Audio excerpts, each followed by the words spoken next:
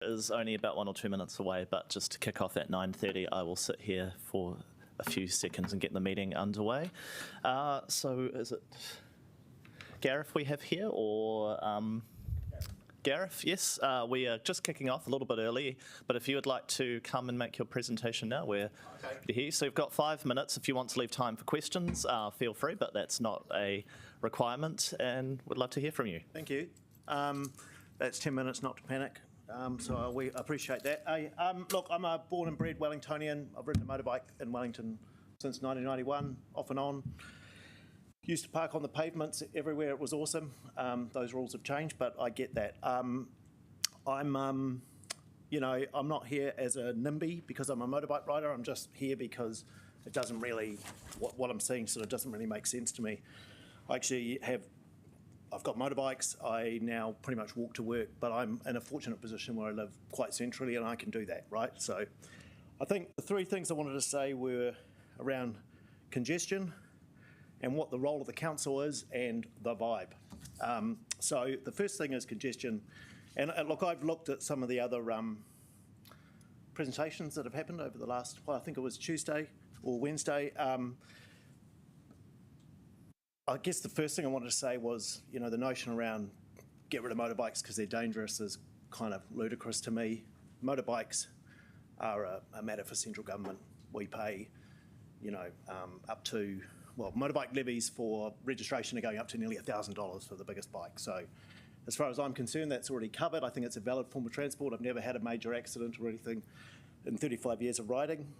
So look, congestion.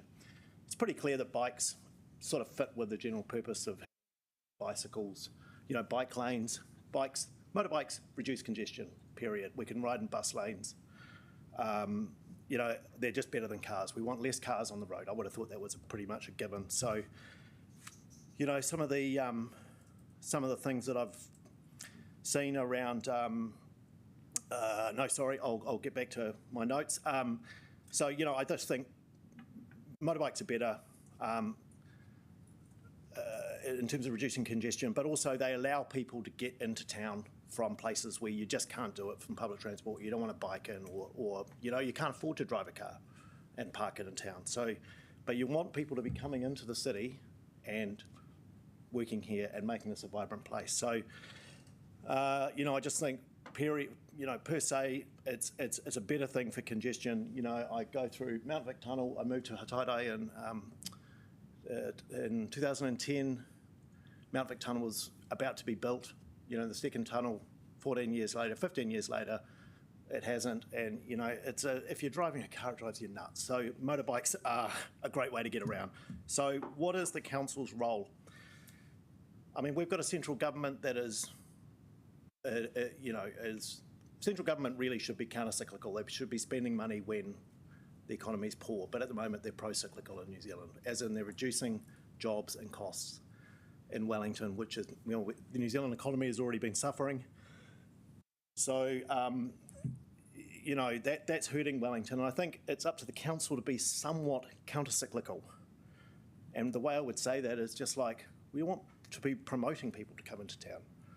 You'd walk down to Courtney Place, we all know the amount of retail shops that are closed, it's horrendous. I've got people who I worked with in Wellington who have come back to Wellington, and they've been quite shocked at what a state we're in. And I'm a proud Wellingtonian, right? So that upsets me. It feels like the early 90s, late 80s to me. We need to be somewhat counter-cyclical. So how do you do that? Well, the way you do that is you encourage more people to come into town. I see these motorbike parks, they're all full. What does that tell me? It tells me that there's demand for people to come into town and park their bikes and come and work in the city. So how about more bike parks? Not less. Or don't go, well, they're full, so we're not charging the right rate. I know the council. I invest professionally. I'm not here in a professional context, I just want to say that, but I invest in local authority bonds. I invest in local government funding agency bonds. I understand the sector. I understand the financial hardships. $1 million of revenue versus $750 million. Total revenue for the council, I guess. It just seems like, it just seems to be, well, I'll get on to my third point. So in a second. But look, I would say, George Leckie had some very good points, I thought, a couple of days ago. And, bikes, you can get a lot more bikes in. You can get like 6 to 8 or 9 bikes into town in a parking space, versus one car. It just, to me, it's just such a no-brainer that you'll want to encourage people to do this. So I'll get on to the third thing, and it's I want to invoke Dennis Danute from the castle as the vibe. I live in Wellington, right? I love the place. I've got encroachment fees that have gone up 6 times in 5 years. Our streets all started we all used to park one way because it made sense and it meant you didn't hit little kids. Now we're all getting ticketed. So, people where they were walking their dog and it was fine, now they're all getting fined. The place is just becoming a bit miserable. And you want young people to live here and want to come here. People are going to Christchurch. We need this place to attract young people, and we also need to look after the financially vulnerable.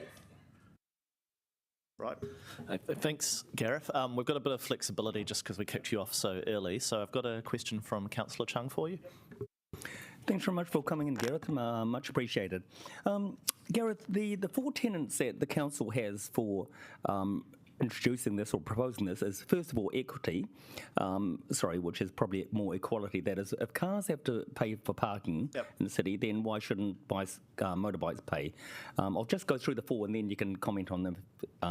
The second is that turnover, and the reason for doing this is that we can have bikes sort of moving out and sort of new bikes come in, because they are very, very well utilised, and so we do need more space for them. The third one is reduces carbon emissions, and the fourth one is to gain revenue. So what would your comments be on all of those? Well, I think the revenue is de minimis and administratively difficult, although you can use the pay-as-you-park system. Reduce emissions, if you want to reduce emissions, get motorbikes versus cars on the road. Equity or equality, that's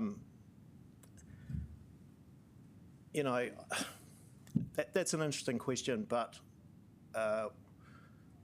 really I think that gets sort of suppressed by other needs, like basically reducing congestion for me and making the city livable. So maybe cars, like equality. I'm going to be paying $1,000 a year for a motorbike. A car's like $100 a year. Where's the equality there? I haven't had a motorbike accident since 1991. What was the second one? The last one was the turnover so that if they charge for motorbikes to park, then you'll get more of a turnover. Look, I think 95% of the bikes in the city are people commuting into town, working here for the day, and then going back.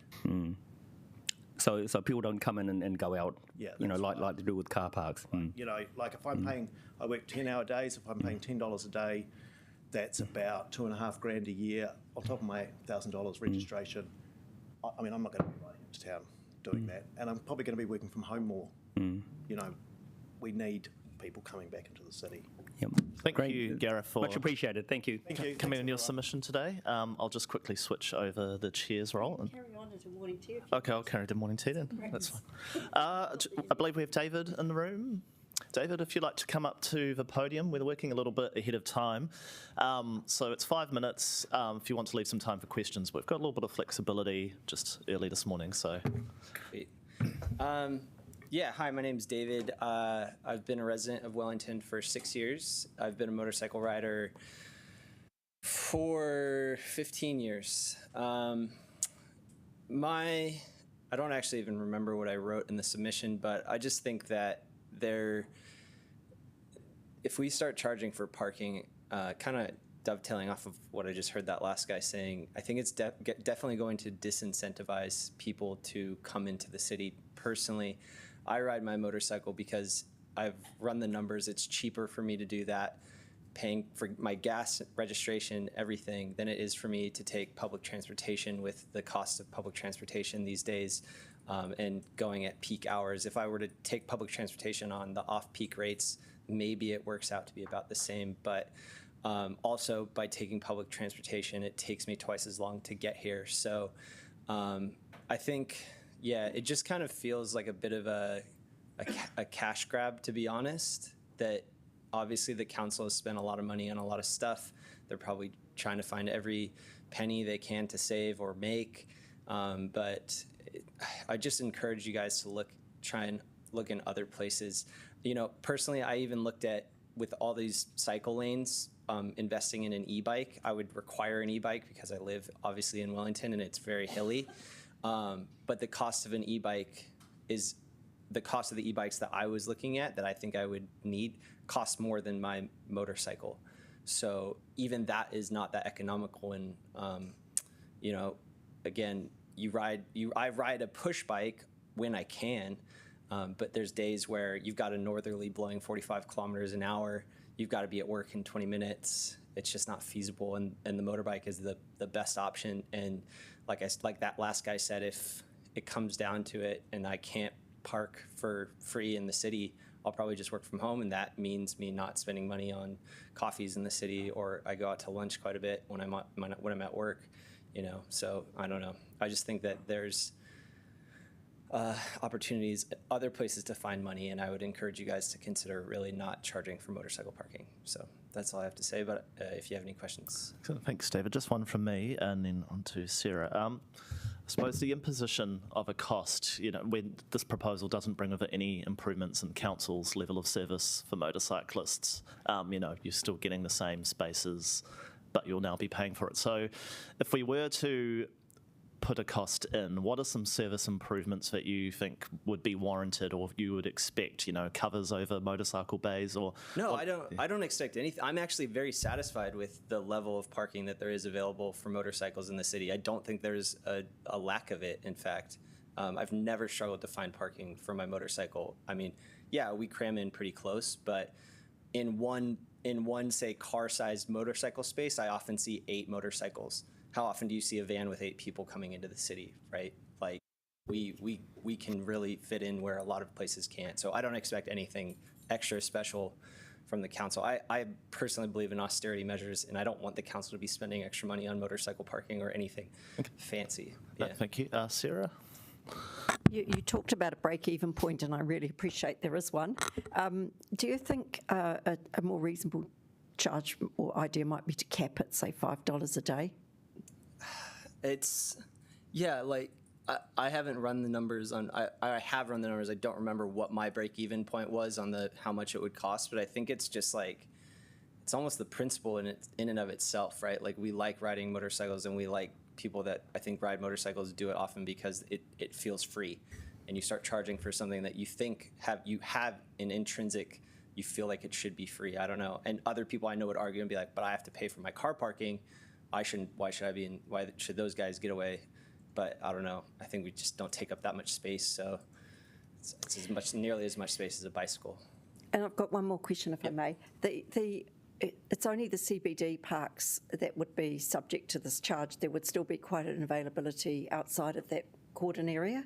Does that change your thinking in any way? Well, that's great, but I think, like that last guy said, most people come into the city to work, right? I park at my office, which would probably be encapsulated into that city parking. I do ride to Lyle Bay, I ride around the coastline, I go for coffees, but when I'm doing that, I'm not generally stopping that often. I'm going for a ride, like, so yeah, I don't know. I don't know. Yeah. Okay, I just wanted to ask. Thank you. Of course. Yep. Excellent. Hey, thank you so much for coming in this morning, David, and sharing your submission with us. Awesome. Thank you guys very much. Appreciate it. Thank you. Thank you. Who do we have next?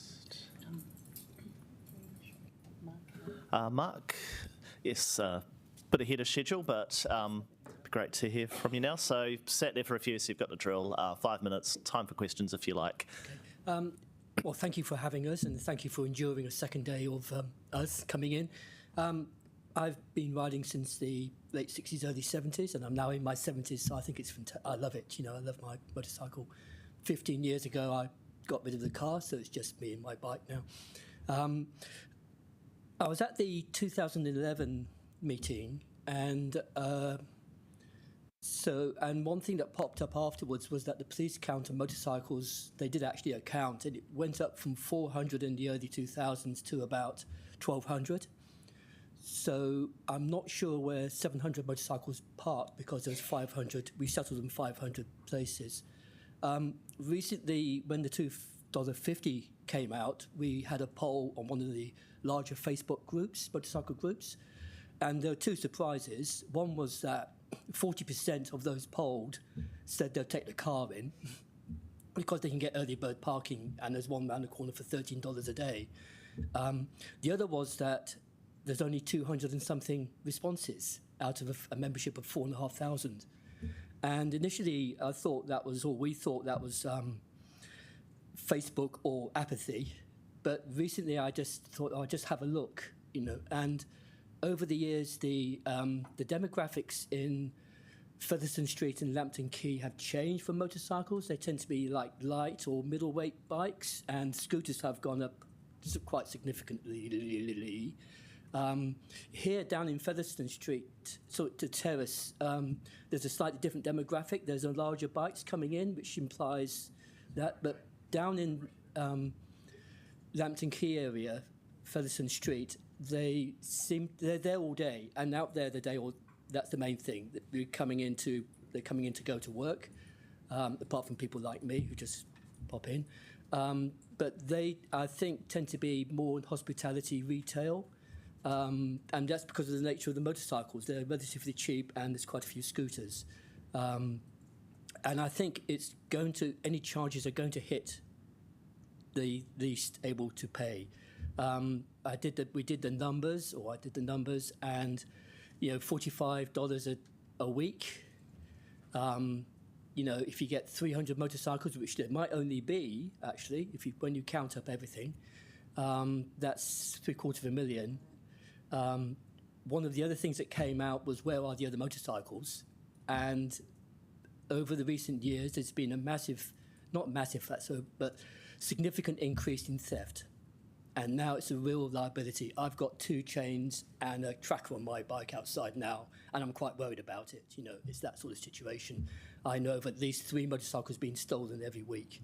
And so what happens with the larger motorcycles, the ones who can afford it, $25,000, $35,000, $40,000 Harley, they park in the car parks because they've got security and the out of the weather. And they don't mind paying for car parking fees, and I wouldn't mind paying for car parking fee if I know I've got that. And the other thing that's cropped up, and that was on the comments coming through, was that they can get now monthly parking rates at $80. So that's half the price, less than half the cost of paying $1 an hour. And for that, you're out of the weather, you're enclosed, and you've got security. So those people down there in the car parks now, in hospitality and retail, and the students, will probably be able to afford that. But $45 a week is their food bill for the week, essentially. I mean, that's, So that's my case, really. So if you want to ask questions, then please, No, thank you very much, Mark. I've got a question from Councillor Free. Yeah, we are really interested in the other opportunities. So if you mentioned $80, I don't disbelieve it at all, but do you happen to know what sort of provision that is? Private, presumably? A contract in one of the private car parks? Or in the CBD? CBD, yes. Okay, thank you. And that seems to be the going rate at the moment. Councillor Chung? Thanks, Mark. I asked this question of an earlier speaker. The council is actually setting different requirements or different reasons for actually proposing this. Are you aware of what they are? I might need a recall. Yep. I'll just jog your memory. Right. Just keep it with this high level. Yep. One is equality. So that if cars have to pay to park on the street, then why shouldn't motorcycles? So that was the first one. Second one is that it will encourage turnover of cycles, and you've actually mentioned a bit about that. Third one, reducing carbon emissions, and the fourth one is to gain revenue. Equity, well, we're not cars, we're not 4 wheels, we're 2. And we're more into e-bikes and e-scooters and all that range, and cycles. We have the same issues, we have the same problems, and I think that should be there. The efficiency, my motorcycle, which is why I keep it, is the efficiency. There's nothing else can actually touch it. I can be out and I can be there, and it's immediate. And it's an older motorcycle, so I've had it for 15 years, and it's 30 years old, and it's going to outlive me, I think. But even taking the fact that carbon emissions might be similar to a small car, it's still extremely efficient in terms of time spent actually travelling. I can go out to the motorway, up a hut, back down again. I love traffic jams. I used to be a dispatch rider in London for many years, and I absolutely loved traffic jams. Give me one, and you just glide through, you're just not there. We have in May a distinguished gentleman's ride, and over 200 riders turn up, and you're more than welcome to come and join us at the opening. We'll fit you in a sidecar somewhere. And you've got to dress up, do that, and you're there. But we go round the whole base and go around Wellington, and it's like a knife through butter. We hardly ever. We just join in, but we are very close to cyclists. When I'm on the front line with them, we have a chat. Like what tyres you got? Things like that. My friend retails e-cycles, bikes, and I've tried them. I'm not against it. I'm for it. So that's our proximity. We're very close. A lot of motorcyclists have e-bikes and bikes and go off road and things like that. It's more of a crossover than cars. So I think in the end of the day, we're coming in winter and summer, in the wet, in the wind, not taking up congestion. We're actually helping congestion quite significantly. And, you can point that out by saying if we take 50 motorcycles into an intersection, it's like nothing's there. But if we take 50 cars into that same intersection, 200 motorcycles parked in Featherstone Street down there, 200 cars down there, 200 e-bikes, 200 scooters. Oh dear, maybe not, but so that's that really. I think we're more aligned with that. So that's great. That helps. Excellent. Thank you very much, Mark, thank for you. coming in your submission this morning and answering the questions. So lovely to hear from Thank you very much for that. Excellent. We're going to jump online next. Tigger, we're running well ahead of time this morning, so we're a little bit casual on the timekeeping. We've got 5 minutes to make the presentation and questions, but we've had plenty of time afterwards. So if you want to just check your audio's coming through. Okay, can you hear me? Yep, we can hear you. I can hear you. Off Excellent, you go. fantastic. Okay, so I'm sure you've heard many similar stories, but I'm a professional driver. I drive coaches. I drove the scheduled bus services in Wellington for a few years. So I come at this from a slightly different angle from a lot of people, but I'm very much in favour of the freedom of motorcycles to use Wellington without additional charge. The approach, particularly of scooter riders, is it is an exceedingly cost-effective means of transport. I mean, I have a scooter as well as a motorcycle and a car, and I hardly ever wish to go into Wellington on using my car because of the cost of parking. I actually live in Karori, and so going in on my scooter, it cost me in the order of 10 cents a kilometre. So if you're considering adding parking to that very much changes the complexion of the economy of travelling by scooter. Motorcycles are stung already with swinging ACC charges, and it feels a little bit like squeezing those who are a kind of a soft target for additional funding. And as has been mentioned, I just caught some of the previous submitters' statements about the contribution to alleviating traffic is substantial. It seems to me it's sensible to encourage two-wheel users to come into Wellington rather than use cars. One of the principal advantages of two-wheel transport is being able to travel between places in the city with great convenience and without the overhead of going and it is easier generally to find places to park. And in fact, with a scooter, you can find places which are out of the way, even if all the scooter and motorcycle parking bays are chock-a-block. You can find places which are completely out of the way and don't cause any obstruction. So it struck me as it's managing those might become something of an issue as well with respect to traffic management.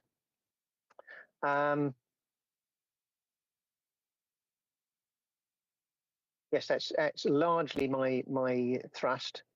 So we have some questions if you'd like to take them. Okay. Yes, Certainly, yes. By all Councillor means. Free. I'm really interested in some of the statements that have been made about the healthiness of riding motorbikes, like the mental health benefits and maybe even some of the physical benefits. What's been your experience? Have you been riding for long? I learned to ride a motorcycle in the 1990s. I've done about. I learnt in the UK actually, so somewhat different traffic congestion issues there. I've ridden through London and as well as across in various countries across the world.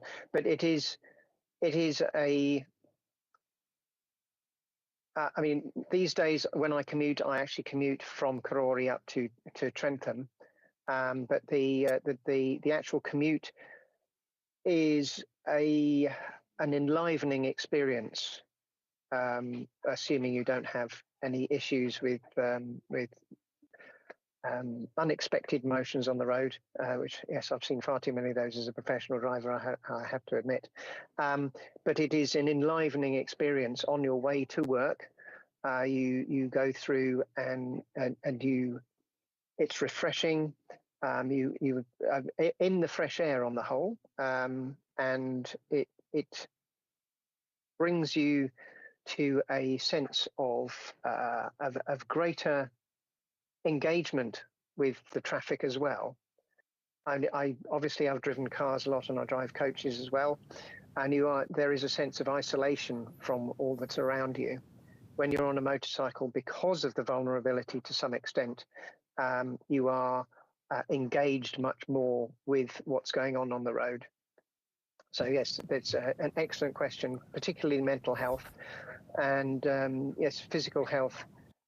It's not as affected, but yeah, it's. I think it is beneficial as well. I'm also a trained personal trainer and massage therapist, so I appreciate the benefits of actually being at one with your vehicle rather than just sitting in it. Thank you, Tigger. I've got another question from Councillor Chung. Thanks very much, Tigger. Just one very quick question. You were talking about your riding, or you learnt to ride in the UK and you rode into London. Have you ever actually experienced any municipalities that actually charge for bike parking in these places that you've been to? I can't think of any, to be honest. There are. I certainly know where I parked in London at the time. It was some time ago, admittedly. They didn't charge for parking there. I have had some unusual reactions. In fact, I described this morning to somebody. I used to live in Tawa, and I rode into to park in the covered parking near the Pororua New World, and I parked in an area which wasn't a marked parking bay, but again, it was not usable by anything else, not even bicycles. And it wasn't in the way of any foot traffic. It was next to a pillar, but out of the way. And I received a ticket, which somewhat surprised me. I did successfully argue the fact that it was out of the way, but I was subsequently asked to park in marked car parking bays, which doesn't really make a lot of sense to me. Taking up an entire car parking space for a motorcycle. I mean, it was free parking for 4 hours, I think it is there, because there's a cinema. But yes, there's some peculiar approaches to how to get motorcycles to park in certain areas. No, I haven't seen motorcycles being charged. No, thank you. Right. Thank you. Thank you very much for coming in this morning and sharing your thoughts and answering the questions, Tigger. We really appreciate it. Thank you very much for the opportunity. Thank you. Duncan, I believe you're in the room. Yeah, running a little ahead of time. As you can see, we're saying 5 minutes, but we are pretty casual this morning, so feel free to leave some time for questions. I'm a long-term time Wellingtonian, most of my life here, and most of my life I've spent on a motorcycle. I got my first motorcycle when I was 4 years old, and I'm still riding at 50. And I've just bought myself, or my son, who's my younger son, who's also 4, I bought him his first motorbike, and I will note it's an electric motorbike. So I see in your report, I'll get to that later, that it's a basic introduction. I'm actually a retired police officer, and I used to police in this town for about 20 years, and I used to issue a lot of parking tickets, which is pretty rare for the police officers, but I was tasked with going around a lot of the schools. So I used to hammer some of these people who think they can park in the drop-off zone forever or park on the yellow lines and block. I'm actually a bit passionate about how parking should be done. And I'm also a little bit upset about this process that's happening with you guys. I got reminded of the 4 points that you're making here, and I don't agree with them. The first one, I do actually. The first point was that bringing some fairness. You know, motorcyclists are not paying for parking fees here presently. The car parkers are. I can see a bit of, okay, I can take that argument. But I can also argue, hey, we've rolled the red carpet out for the e-bikes and bought these wonderfully architecturally. I'll stop myself, especially mentioning the cost.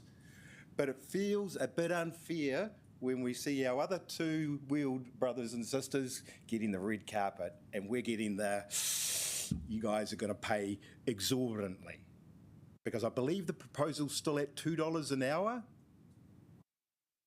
$1? $1, yeah.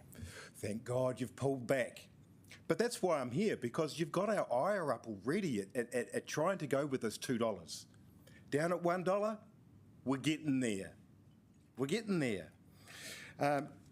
So, yeah, I agree with that first point. The second point, I have to remind myself what it was. Oh, the turnover. Yeah, I agree and disagree. There are parks in this town that I will never park in because there's never a park when I want to. Down here in the terrace, if I want to come at mid-morning to a meeting like this, I'm not going to chance my arm. There isn't going to be a motorcycle park there. Lambton Quay, I've been looking at those bikes for the last 15 years, and it's the same bloody bikes, some of them. So, yeah, some of them have got it pretty cushy, and I can understand there needs to be a turnover in terms of fairness. Where I park as a motorcyclist is generally Taranaki and Courtenay, which was taken out. We fit a whole lot of motorbikes and scooters into those parks, I can tell you. Jamming them in, moving them around. And thanks for moving that onto Dixon Street while it was being redone. Hopefully those parks are coming back. But I've never really had a problem finding a park there or on Victoria Street, where I often park for youth entertainment. So, yeah, I take your point, but it's only really in areas. And I would encourage you to maybe look at timed parking, free timed parking, just like you do for cars at half an hour to pop in and out. And that's, you've already heard from the last speaker, that's a lot of what we do on motorcycles. Pop in, pop out, doctor's appointment, going in for a beer and then going home. One beer, I might add. So, yeah, possible to get those parks. $2 an hour, you're down to $1. We're getting there.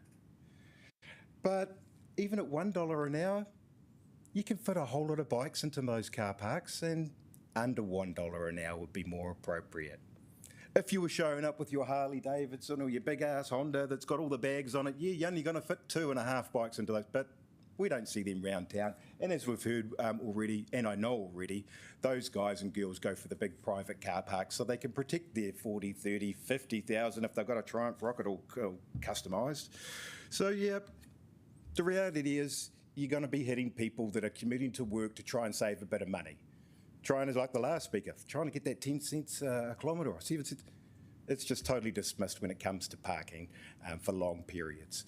I have heard talk there may be a capped rate for all day. I really don't know how I feel about that because I'm not an all-day parker on my motorbike, so I'll just leave that there. It's something to look at, I think. I've heard a rumour that you guys have already bought the software for all of this. Is that right? We don't usually go back and forth on questions, but it's not something we're aware of, so someone might answer that for you in a question. Okay. So it seems like this process is a fait accompli, which is like, what am I even doing here? And I'm also representing of of my other colleagues or friends or comrades in the motorcycle collective that I belong to who don't even want to bother with this process. And it's a common feeling, I think, or hope you realise that people are turning away from council processes because the consultation process for a lot of government departments seems to be a waste of time. We'll see. We'll see, but I am representing their views here as well, I feel. I've already mentioned about the bikes and the red carpet. I'll also mention that I am a cyclist as well. And I used to commute, I don't now, but I used to commute from Berhampore on my cycle, and I support a lot of those measures. But when I see things like cycle lanes on Tinakuri Road that were blocking buses and blocking cars, I think, what is going on? I think the red carpet's got a bit too much for bikes when this sort of thing's happening to motorcyclists. We heard about thefts, and I hope you've heard about theft as a common theme here. Wellington has become a real hot spot for getting your motorbike stolen. It always has been for the 30 odd years I've been here, but the last 5 years, it's atrocious. We're getting examples of professional thieves owning disabled vans. So they've got the big hoist at the back, wheel the bike in, and away they go. Not sure that's happening in other cities, because I haven't heard that, but as long as you're aware that this is a problem in the city and it's becoming an increasing problem with professional thieves and opportunists, because some of the dirt bikes do end up in different suburbs. But yeah, you've got professional groups in town here. So that brings me to my next point. If we're paying $1 an hour, we want some upgrades. We want some anchor points put in so we can cable our bikes to them securely. At the moment, there's nothing. So being able to provide a cheap, effective way, and it's as simple as putting a D-bolt into the concrete. I don't want some architecturally designed one that ends up in the papers with us looking all silly, motorcyclists and council. So yeah, bike anchors or something to address the issue. Yeah, the electric bikes, I didn't really take the third point, which was out of those 4 points, the environmental issues. Give me a break, people. Motorcyclists are going electric. We are slower than other groups, but we're moving a heck of a lot faster than trucks and utes. So we are. And yeah, most of us are yeah, it's great. There's a few silly voices out there, of course. Sorry, But Duncan, I've just got a few questions. If you want to make your Wrap sort it of up. first pertinent points in there, to allow some time for back and forth. Basically, $2 an hour was too much. You pissed us off and you've got me here. $1 an hour? You're going to hit some poor people, like we've already heard. And I think that's a bit unfair. And I still think you can get more bikes into those car parks at less than $1. That's pretty much me. Beautiful. My main point was, you took away they're allowed to park your motorbike on the footpath where it wasn't in the way, and now it's been filled up with e-scooters and e-bikes that we trip over. Grrr. Thank you, Duncan, for your passion that shines through. My quick question, because you've touched on it in a few of the other speakers this morning. Yeah.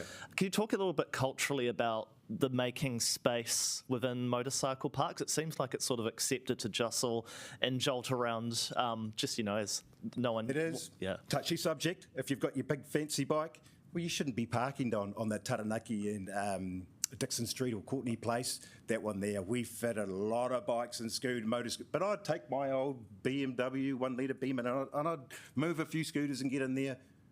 It's part of the culture that we have. The give and take. You don't leave your bike lock on so other people can move it. And yeah, the mental health benefits of motorcycling. It's a camaraderie. I'm also part of the bike community. I would say the motorbike community has got more camaraderie and mental health behind it. Obviously, you've got more exercise with the bike, so maybe they're the same. Thank you. And Councillor Rogers, you had a question? Yeah, you talked both about a daily cap, but also some of the other options, kind of like the first part of it being free. I was wondering, does one of those stand out to you as a better proposal if we were waiting them up? Time limited. Limited time limited. Yep. I'd say 10 minutes are a waste of time because by the time you've got your helmet, your gear, your gloves, half an hour. Yeah. And half an hour, you're going to be able to go have your coffee with your friend and come back, no problems. And I guess you were sort of talking about different parks around the city have different purposes, like different types of users using it. So there could be some benefit in, some of them being time limited or some of them being commuter focused. Yep. Cool. Thank you. So any other question? Councillor Chung? Great, thanks very much. And yes, absolutely impassioned. Thank you. When you look at the different types of bike parks, like you're comparing the ones in the cities with the ones outside in the suburbs and things, do you find that in the city, generally people are coming in, they're commuting in, and so the bike will stay there, as you were saying in Lambton Quay? But what about in the suburbs? Are they turning over all the time? Don't really use the ones in the suburbs. Yeah.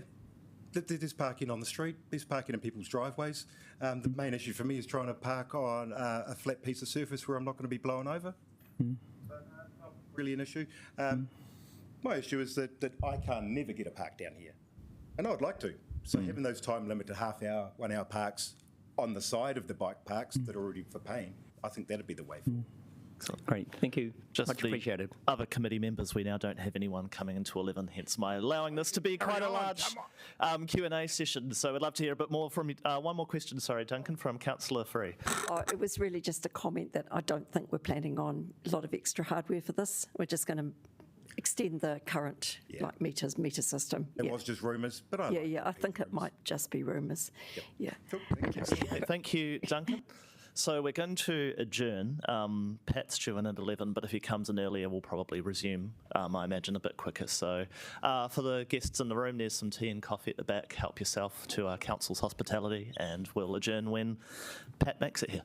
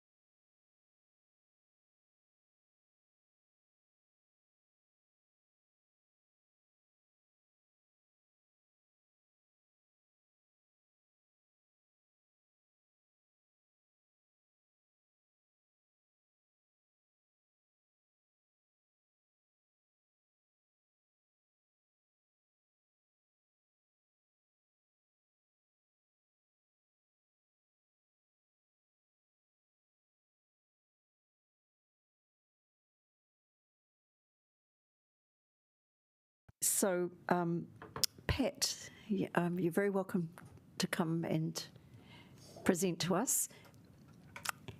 And the normal routine is that we have 5 minutes, and that includes time for questions, but we can be a bit flexible because we've had a few people not turn up. So, over to you. Okay, no worries. Thank you. Let's see if this works. Or am I pointing this at there or? This direction. Sorry, let me just try and reshare that a minute.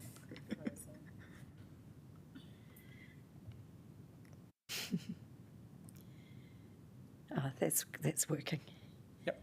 Okay, that's very hard for me to see from here. It's a good thing I have a photocopy in my pocket.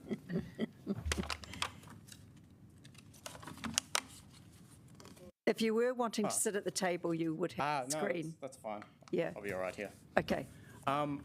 So essentially, my question is around whether or not the proposed changes to parking for motorcycles are fair, and it doesn't look like it is fair to me. So the current costs for maintaining motorcycle parking within Wellington are quite small. Roughly, there's about 61 motorcycle parking bays at a cost of $2,000 per space over a 20-year period with occasional maintenance. The person I spoke to from the council said that, you know, sometimes the signs get knocked over, the lines need to be remarked, that sort of thing. So maybe 1 to 3 signs per year, maybe some line maintenance. So just looking at that, so you're looking at 61 spaces at $2,000, that's about $122,000 over 20 years. And then if you look at that per year, you're probably looking at around $6,100. If you want to add some more maintenance, line changes, whatever onto that, you can maybe round it up to 10 grand. Let's say we divide that by the amount of motorcycle riders in and around the Wellington area, so that's probably going to be around 4,500 riders. So you divide 10,000 by 4,500, you get about $2 per rider. That to me seems fairly reasonable.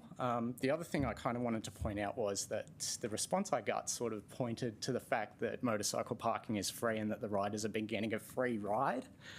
And I kind of took a bit of offence to that because it sort of implies that motorcyclists aren't ratepayers, which they are. And there's plenty of other things within the council that I don't get use out of that I pay for. So I just kind of wanted to point that out. So I just thought the next thing I would compare that to. Next slide, if it works, which it's not going to do. Oh, there we go. So I just thought I'd compare it to the amount of money spent on cycle infrastructure.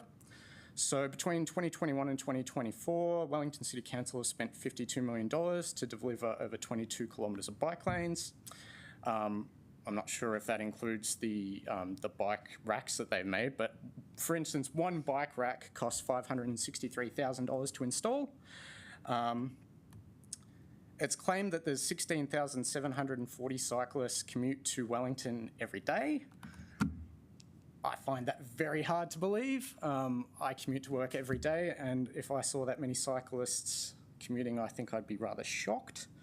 So let's just say we take $52 million and we divide that by the amount of cyclists, so that comes out to about $3,106 per cyclist spent and going up, if you compare that to the $2.02 spent on motorcycle infrastructure. Not sure how you can say that's proportional, but that's not for me to decide. So the proposed changes are, there seems to have been a few amounts put forward. So one of them was $2.50 per hour, another one was $1 per hour, and then another one was $12 per hour. So I've just done some back of the hand maths to see what those would look like if we had like a daily usage of about 8 to 9 hours, which is roughly how long most people spend at work in Wellington. So at $1 per hour, you'd be looking at $2,340 per year.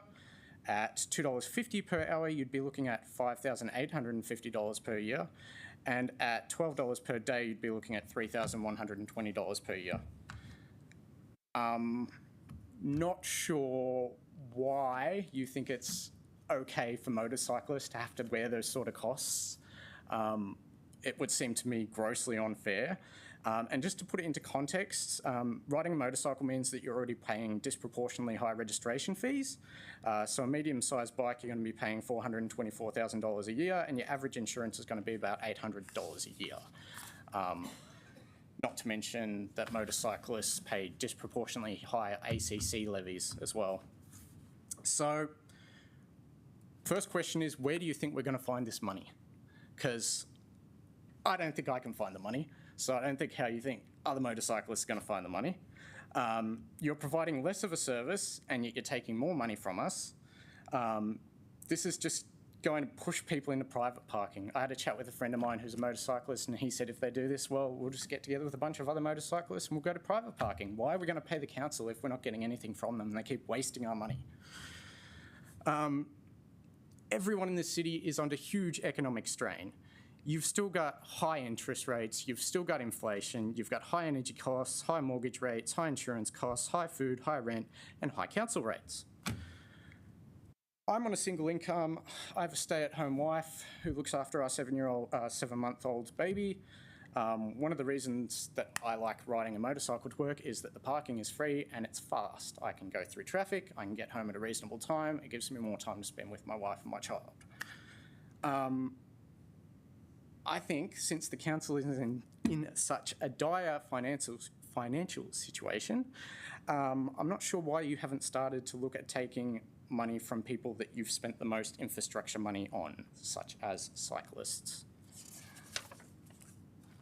This city needs motorcycles, mopeds, and scooters. So I just looked out the window there. There's a motorcycle bay. It's completely full of motorcycles. Around the corner, there's a bike rack. There's probably 3 bikes on there. I know this because I went round there the other day and took a photo of it. So if you just make 1 or 2 last points, because I think there are actually some questions too. Yep.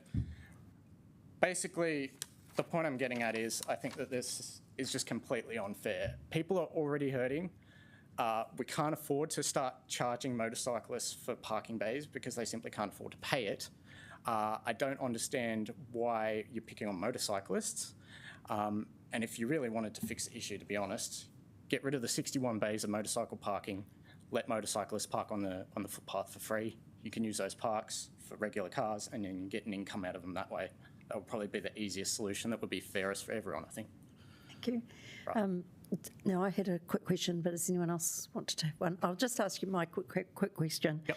Your own patterns is it a commute that you do? And Every day. if so, how many days? 5 days a week. Okay. Yep. So even at $1 a day, this could potentially add So $1 a day would be $40-ish dollars a year. Yep. Yep. $1 a day would be $5 a week. Are you talking about $1 a day or $5 a day? Well, sorry, I was talking about $1 an hour versus $1 a day $5. would probably be reasonable. And next thing I was going to say, if you charge $1 a day, $5 a week, I think, although unfair still, most motorcyclists would think that's acceptable. I do not think that charging $1 per hour or $2.50 per hour or $12 per day is fair. And the other thing is that there's a lot of mopeds and small scooters in there. Now, they don't take up the same amount of space as a motorcycle either, so you can cram quite a few mopeds and scooters into a space. So this idea that like one car space fits 5 motorcycles, I think there's a bit of leeway on that. Like that space down there is huge and it's completely filled up with motorcycles and you probably fit maybe 2 or 3 cars in there. Okay, thank you. I don't think we have got time for any more questions, but thank you very much for your, all the information you provided to us. It's been useful. Now, we've got a couple of other people. So have we got Michael online? Welcome, Michael.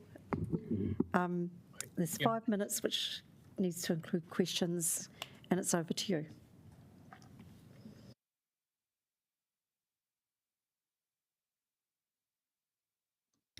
Sorry. That's all right. We're I'm not in the middle, right? Yeah. We can hear Sorry, you. So that's good. Sorry. So this is maybe just my personal concern for me as well. I'm still a student here, and for every day of my daily activity, I'm still using motorbike as well. So, one of my consideration that for the public transport in here, especially I'm living in Newtown in suburb, that usually the bus would be a huge delays every day that I want to use that. So might be late as well for class and as well with the when I want to attend like um, activities in the early morning. That's also kind of like a bit stress for me as well to use the public transport. That's why I use motorbike that I can efficiently get in time to the any kind of event as well that has been said before by um, the previous presentation as well. Yeah, I think for the charge $1 per hour is too much for me as well as I am still student and as well still working part time as well, and it's not cover up all of my expenses as well in here. Yeah, I think that's all from my opinion. Thank you. We do have a question. Councillor McNulty. Thanks, Michael. I'm really interested to, you're one of the first students that's come through to talk about this proposal. I'm interested in understanding what your motorcycle use is with going between uni and town and where you're parking and a little bit more around that.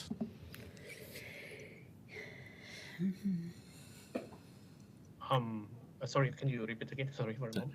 I'm just interested in understanding how are you using your bike to get around town? Are you needing to park in the city for work? Are you parking for long periods of time or short periods of time? Just getting an understanding of how you're riding around the city. Oh yeah. So usually I will park maybe most of the time will be all day parking in the city, especially in the uni. So probably also after class I need to also attend for the group meeting as well to go to for done with my assignments, and also kind of like need to go as well when I want to buy lunch with somewhere else and maybe have recreation with my friends as well. So maybe if it's charged per hour, it would be too much for me as well. So like for example, if I would say that probably for every day roughly I will park in the city like more than 5 hours. So every day I need to spend like roughly $4 to $5 per day. That's I think it's already too much for me as a student. No, thank you, Michael. Michael, just asking about parking near the university. Is there enough motorbike parking up there? And where do you park? There's also bike parking there. Around Old Government City Building. Oh, down there. Okay. Yeah. Okay. There's a question from Councillor Chung. Hey, good morning, Michael. Thanks very much. Hey, I'm just wondering, does the university provide parking inside the square for bikes? Because I've been up there and I've seen them in there, but is that approved or is that just parking casually? Oh yeah. Actually, university also provide that as well for the student and also for staff there, and yeah, probably I don't know. Maybe they also provide it for especially for student. That's the special facility for student. But I don't know whether or not this especially this policy will affect that as well. So I just want to make it sure first, because it will really burden us as a student if it's started to get charged for every hour for the parking. Great. So, Thank Michael, you. are you saying the university provides parking for motorbikes for free at the moment? I'm not quite sure. You're not sure. We can ask our staff to have a look into what the situation is with that. Maybe. We can ask. All right. Well, thank you very much for your submission, and the information that you've provided is very helpful. Thank you for coming. Thank you. So now, do we have? Is it Nigel? No. Joined yet, so we've got Lucy. Lucy, welcome. You're one of very few female submitters. Oh, We've had two yesterday, two on Wednesday. And yes, it is. It is slightly more male-dominated riding a motorcycle, but there are us. Yeah. I've been a rider for over 7 years. I'm also one of the leaders of Wellington Women's Riders Group, the Leeters. I commute into the city via motorcycle despite owning a private vehicle. And one of the reasons I started commuting via motorcycle was actually during the Wellington public transport shake-up, which destroyed the routes around my area, making it 3 times longer to get to work. And motorcycling was a much more time and cost-effective option for me, and it continues to be so. I disagree with the council's suggestion of charging for motorcycle parking in its current form for the following reasons, which I'll try to keep succinct because I imagine you've heard all of these ad hominem the past couple of days. So the council originally cited lack of turnover as a motivator for implementing parking fees. I feel like, as others have stated, this shows a fundamental lack of understanding about how people actually use motorcycles in Wellington, which is majorly to commute from other areas of Wellington into the city, and is generally long stay parkers as well. Charging for parking is not going to fix that or change turnover. Moreover, commuting via motorcycling should be encouraged and not discouraged, as it's better for road density and congestion. It's better for the environment than a private car, single occupancy, occupies less space in a crowded central city. And I think we have to ask ourselves, do we want to swap motorcyclists to private cars for generally worse outcomes? I made a submission the first round of this bill, or this proposal as well, which cited work that UK councils have done around the benefits of encouraging motorcycling in their constituencies, which I can forward again to the council if they want a reference for where it's being done well. Two, financial burden, as the previous submitter said that was physically here. Motorcyclists already pay significantly higher registration as opposed to private cars due to ACC levies. Adding to the financial burden of using a motorcycle to commute to the city, which people are generally using to be fiscally responsible in a difficult time, feels a little bit cruel, considering, as you know, everyone's struggling to make ends meet, and riding a motorcycle or a moped at the moment is a strategic financial choice. The proposed cost by the council doesn't provide benefits, so the current proposal is to provide the same service that was free but for a cost. We may be more amenable to paying fees for parking, a proportional and nominal cost if it came with any sort of benefit, for instance, like more motorcycle parks, as the previous physical submitter said that they're all full, which shows that a lot of people do commute in. Better motorcycle park maintenance, better security. As other submitters have said, bikes are regularly stolen from all around Wellington, but even in the CBD. And my previous bike was stolen and destroyed from my home in Wilton. So if we're paying for a mutually beneficial service, then that might be something that motorcyclists are more amenable to. But as the service as it is at the moment, it feels a little bit pulling the rug out of under us. And for some, riding is an important part of mental health. Riding a motorcycle into the city or commuting is an active commute, which requires a lot of focus. This benefits a lot of riders in terms of mental health. Doing something active and mentally engaging at the start and end of their day is another reason riding should be encouraged. So I think that until public transport is in a better and less expensive state, riding is cheaper by far than taking PT most of the time. Or until the facilities are improved by the council, it is somewhat unfair to expect motorcyclists to pay for what was a free service while effectively being othered by the council as well. Please do listen to us. If the fee is inescapable, I strongly urge the council to work with the motorcycling community rather than antagonising them, to work towards a mutually beneficial solution by providing maybe better services to us for the cost. And I think that would be constructively a better outcome than simply enforcing the status quo. I also want to state that I particularly support the submissions of John Noyce, Pete Robson, Jeff Miller, Izzy Freeman, Richard Heaps, Tigger Wells, and Dan Edwards, who is going to follow me here. If anyone has any questions, please do so. Thank you. That's good to hear. Now, do we have a question? I thought I saw your hand, Councillor Chung. Thanks very much, Lucy. Absolutely agree with you about the bike park down the road. I can never get a park there. Yes. I'm just interested in your comment regarding the bike park maintenance and facilities. Like, what sort of maintenance do you think we should actually be doing on them, and what facilities would you actually like on them? I think a lot of motorcyclists would appreciate better security. If you are a member of the Wellington Riders Facebook group, bikes are stolen every day from everywhere in Wellington. So if we're paying for something that's like more monitored, in the UK, councils have also provided free locks for people to lock their bikes down too as well, that are embedded into the road.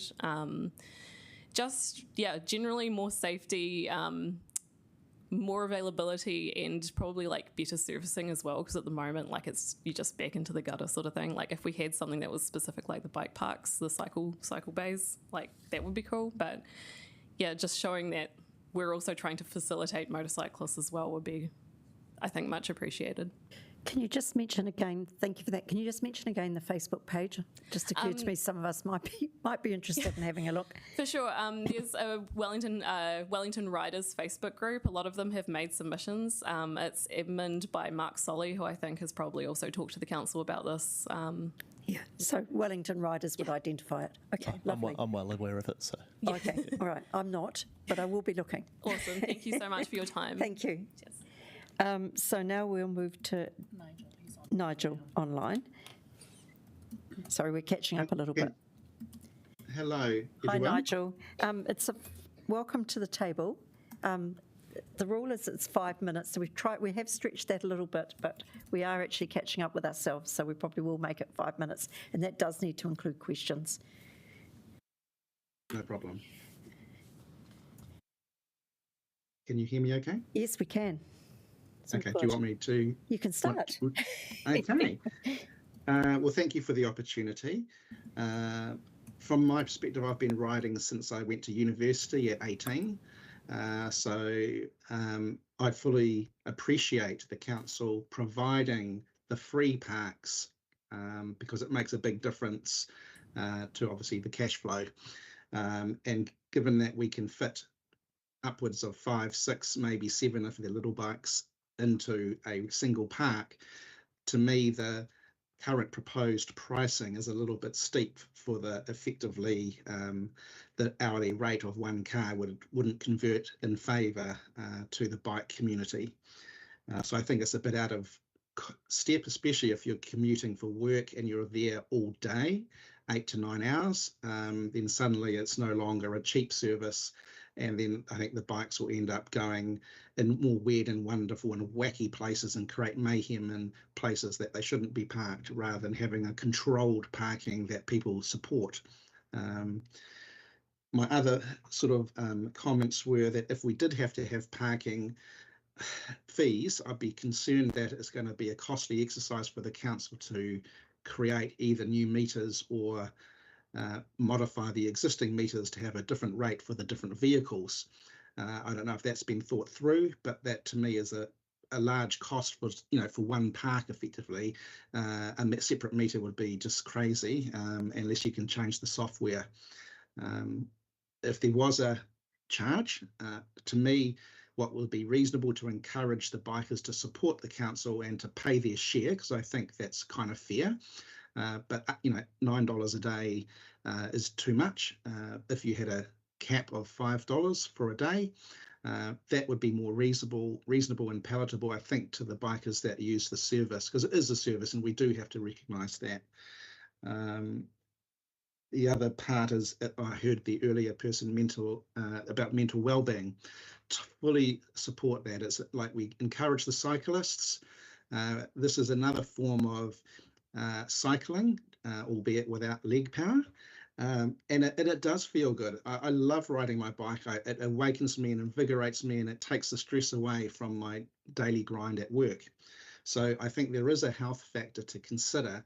If we try and cram in more people into the public transport, it's just going to be more overloading on the public transport, and it's also expensive and unreliable in most parts. The other thing is the motorbike community. They're bikers. A lot of them are serious bikers. They commute. It's a way of life. So to start impinging on their way of life that we've become accustomed to, that's a big thing for people. It's taken away what's become like a vested right, that we can commute on our bikes. It's been like going for forever that we can do this, and suddenly it's like this big roadblock coming up. And it's something that we do. We just, we've taken it for granted, arguably. But I think it's going to be very uncomfortable for the serious bikers to be seen to be more treated as a car rider, because we have different benefits and different reasons for riding, mostly for time saving. So that was effectively my submission. Okay, well, thank you. And we do have a question from Councillor Chung, if you're ready for questions. Yes. Great, thanks very much, Nigel. Just a quick question. Do you commute, or do you just come into Wellington to park occasionally? I commute every day. Well, 4 out of 5 days. I do 1 at home. Yep, great, thank you. How do you find the availability? This is a question from me now, the chair, Sarah. How do you find the availability of parking when you need a park? Very difficult, especially when you come in slightly later to avoid the traffic chaos. So it's, you end up having to sort of jiggle a few bikes to squeeze in, which I hate doing, but you just have to do it, or get further away and still have to jiggle the bikes around you to squeeze your one in. Fortunately, at the moment, I have an area that I can park that is part of a private area, so I'm lucky where I am currently that I don't need to use the services, but for the previous 25 or more years, I have been using the normal motorbike parks. Have you got any knowledge of some of the private options that people might take if this were to get more expensive than people considered value? I think it's just, it's like little corners off the back of a footpath where it becomes, not footpath. Any area that is able to be squeezed into might be squeezed into, and create more hazard. And just it's nice when it's controlled. Like having sort of motorbikes parking in places that just look weird and wacky is not really what I think anyone would want. So having more parking to control the parking and avoid the messy, situation that I often see with people parking on the edge of a footpath, sort of diagonal, parallel with the footpath road direction, trying to squeeze in all down, one length of a street. I don't think that's great unless it was, marked as parking. But when it's not marked as parking, it just looks messy. Okay, well, thank you very much. It's been useful indeed. Thank you. Thank you for your time. Thank you. Have a good day. Yes, Cheers. you too. Now, have we got Daniel, welcome. Good morning. Good morning. Ready to rock and roll. Cool. Yes. Hi, I'm Daniel. I am a motorcycle owner and I commute into town 3 or 4 days a week from Lower Hutt. I also come in fairly regularly on sort of late afternoons or evenings for social activities and events and such. So I'm a regular user of sort of the public parking of motorcycles in the city. I do not agree with the proposal put forward for charging for parking. There's a variety of reasons for that. You can read my full proposal. It's got a bit more detail in it. But I guess the headline thing, I don't think that the numbers stack up revenue-wise. I don't think it's going to produce the revenue that is suggested. I'm not sure if any of the councillors have had the pleasure of riding a motorcycle down the highway or through the town in the wind, in the rain. It's not much fun. The survey that went into all of the actual, modelling explicitly did not take into account weather. NEWA suggests that historically we have on average about 130 days of wet weather in Wellington every year. That puts a bit of a question mark over the revenue numbers in my mind. I don't think it's going to reach the numbers that you have got in front of you, even at $1 a day. So are you going to increase the amounts? Well, that was one of the options put forward too. And frankly, if the number goes above $1 a day, you're getting quite close to the costs of parking a car. Why would I want to be uncomfortable and wet and battered around in the rain and wind when I can take my car? Likewise, getting very close to the costs of trains and things. Yes, that is a better option, but not an option for everybody. As has been mentioned before, there's very little benefit being added for the cost of the parking. Maintenance is one issue, and a personal example of mine, the area where I parked down near the Wellington waterfront had a little ramp installed to access it, and that's been broken for the last nearly 2.5 months now. I put in a submission to the council. It was acknowledged. They did say they will repair it. It's yet to be done. So every day I have to navigate my bike over a cracked, broken concrete ramp. Actually quite a dangerous thing when you've got a vehicle that's, potentially unstable only on 2 wheels versus a car with 4. I'd like to turn your attention as well to what good could look like. I do slightly disagree with the previous presenter. I think that actually there are some really good models of parking around the world for motorcycles, particularly Melbourne over in Victoria. They have quite a clear framework where you can park a motorcycle, a scooter, almost anywhere on footpaths, but there are quite clear guidelines as to where you shouldn't. or where you should. They've excluded certain streets, so for argument's sake, you could exclude parking on the footpaths on Lambton Quay.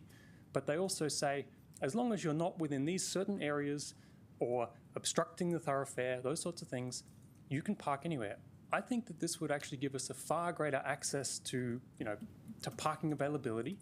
It would benefit the citizens because they can come and go to the shops that they need to far more effectively than finding, the one park that happens to be available all the way down the other end of town because the rest of them are full. We've already done this similar sorts of stuff in the past. We've put lime scooters, beam scooters, rentable bikes all over the footpath. Granted, that did cause a bit of chaos, but I think with clear guidelines, we could absolutely make parking on footpaths work. In addition, I think people would be amenable to the idea of increasing the fines for people parking in the wrong place. So potentially there's some revenue that could be gathered that way. I guess, again, I think parking paid in the way that's been proposed is too expensive, doesn't really provide any benefit, and is just going to lead to people doing cars instead, essentially. Thank you, Daniel. So we have a question from Councillor Calvert. Yeah, thank you. Just one comment you made about using Melbourne and being able to park on footpaths. I'm just wondering, because a lot of our footpaths are quite narrow anyway. Absolutely. And, because of the geography of Wellington. So do you see that actually practically working here? I guess I use footpaths as an example, but I'm also meaning that currently the Wellington parking rules essentially say you can't park at the end of a row of parallel parked cars. Okay, yeah. Right? So there are a whole bunch of spaces which are quite safe, essentially out of the way, which are currently essentially off limits and you may be fined for using. I think we could increase the amount of parking significantly by opening that up, but having some nice, clear rules around when that's appropriate. Okay, thank you. Cool. Thank you all for your time. Thank you.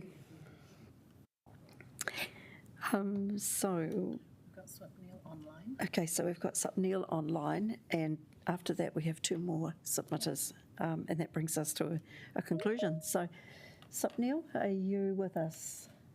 Good morning, everyone. Good morning. Yeah, so my presentation will be a continuation to what the previous person, previous presenter has said. Basically, using motorcycles is a most cost-effective and easiest solution for us to commute daily to office. I commute almost 2 to 3 times every week to office and back. There is time constraints, especially for us who stay in the suburbs, who don't have public transport connectivity to the train station so that they can go to the city or something. So in turn, what it will do is it will keep on adding costs for me. Already the running costs for using a motorbike is really high. And if you calculate 3 days usage for an entire week, it just comes up to yes, it's getting very close to yes, actually it's exceeding more than the usage of car parking fees. So what it will do is basically put me off the public transport is not as good as the other cities have. Secondly, if the motorcycle usage costs are really high, what it will do is it will make me use car to commute to the city and back, and in turn it will increase the congestion. Obviously yes, there will be heavy traffic and everything. So yeah, that's what my point of view is. And another thing is yes, motorcycles basically they have a lot of benefits. They reduce the congestion, there is less wear and tear of the road.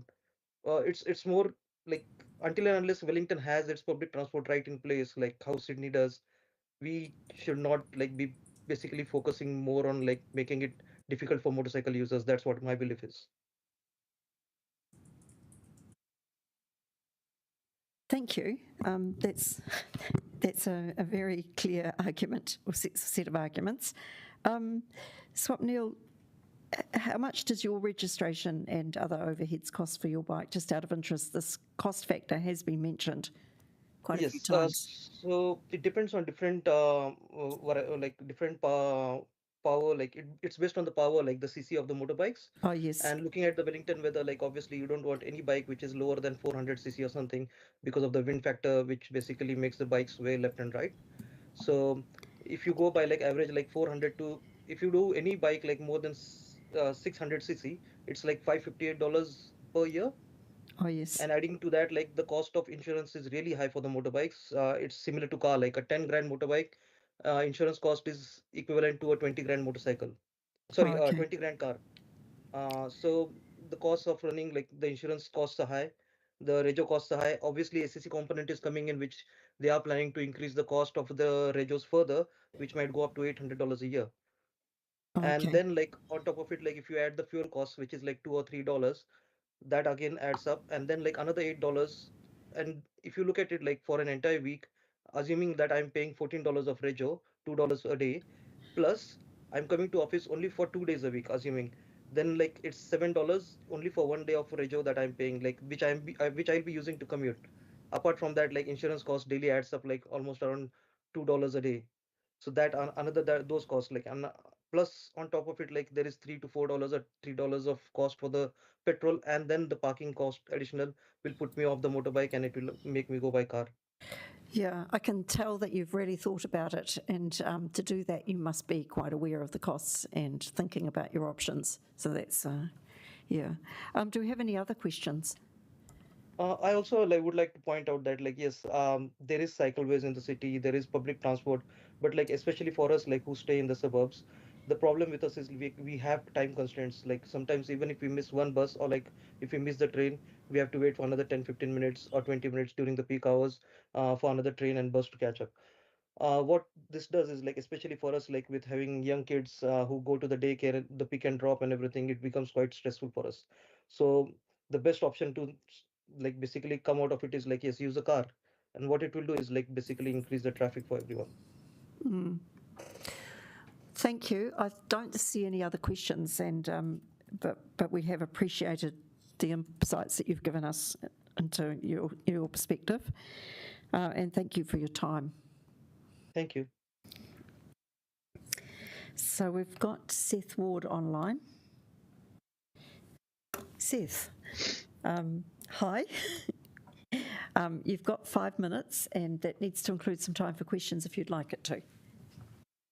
No, okay, all Over good. to you. Yeah, I just wanted to say good morning, everyone. I wanted to be there in person, but unfortunately I had to come into work today due to other people not showing up. So thank you for having me on the Teams. And kind of a lot of the things that I was kind of looking at when this actually got first brought up to me by one of my friends, and then he showed me the website where I could go for this oral submission, was the main thing of how it's going to impact people who are delivery drivers within this Wellington CBD, as I am also one of them.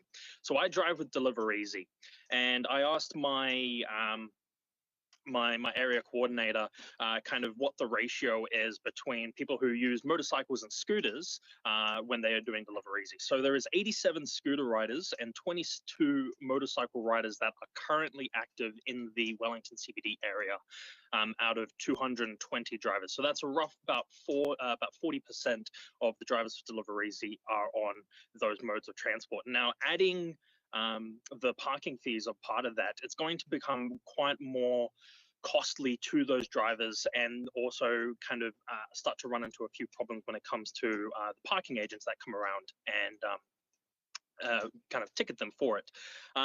I understand that motorcycles have had free parking for a while now. And I understand that, yes, motorcyclists at some point would have to pay their way. But at the same time, doing it as an hourly rate, I don't think would be beneficial, specifically for those who are delivery drivers. So kind of one thing that I was having a little think about was, instead of it being a part-time, have a permit, adding a permit to those who are of a delivery driver.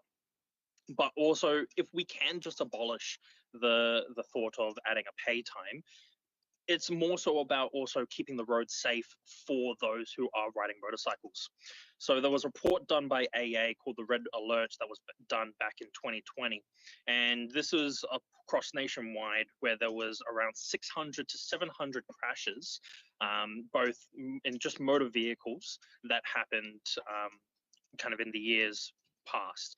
And on average, there would be about 2 to 3 people that are killed every year, 30 people that are injured. And so specifically kind of coming to those red lights is just adding the security of catching those who do run red lights. There's been multiple reports where buses have run the red lights. So more so about keeping the roads safe as well, because back in 2022, one of my best friends was killed by a car that ran a red light. So kind of coming back to that, it's just basically about keeping the the road safe, as well as just maybe adding even a more fine for those that are, because I was doing deliveries last night. I saw about 7 scooters that were parked on the sidewalks. I haven't seen anything that was done for those. Also, just kind of double checking the vehicle registrations, as also I was parked, and I parked next to another moped that had a ticket, rego ticket from the 6th of 2024.